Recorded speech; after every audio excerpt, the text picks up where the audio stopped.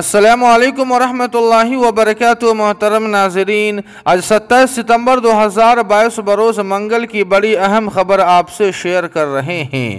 مدھیہ پردیش میں 52 مدارس کو بند کرنے کا فیصلہ کر لیا گیا ہے۔ جی ہاں ناظرین کرام، آپ کو بتلا دیں کہ مدھیہ پردیش حکومت نے سرکاری امداد سے چلنے والے 52 مدارس کو بند کرنے کا فیصلہ کر لیا ہے۔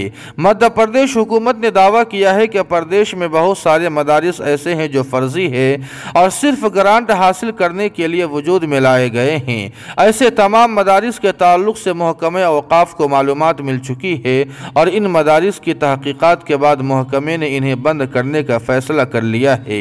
ناظرین کرام، آپ کو بتلا دیں کہ اتر پردیش کے بعد اب مدھیہ پردیش کے اندر مدارس کو بند کرنے کا سلسلہ جاری ہے۔ جانکاری کے مطابق گزشتہ ایک سال کے اندر دارالحکومت بھوپال کے اندر 48 مدارس بند ہو گئے ہیں، جبکہ دیگر 52 مدارس کو بند کرنے کی حکومت تیاری کر رہی ہے۔ جانکاری کے مطابق سرکاری امداد سے چل رہے ان مدارس کے اندر سروے کے دوران بہت ساری کمیاں اور کوتاہیاں پائی گئی تھی، جس کے بعد حکومت نے ان مدارس کو بند کرنے کا فیصلہ کر لیا ہے۔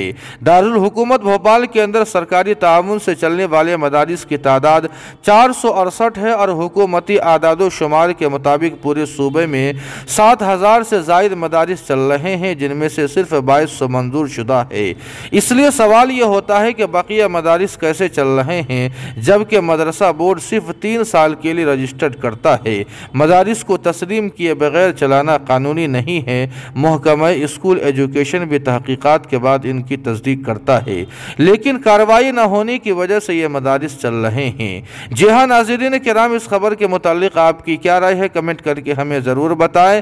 ویڈیو کو لائک اور شیئر کر دیں اور قاسمی جی کے کو سبسکرائب کرنا نہ بھولیں۔ والسلام علیکم ورحمۃ اللہ۔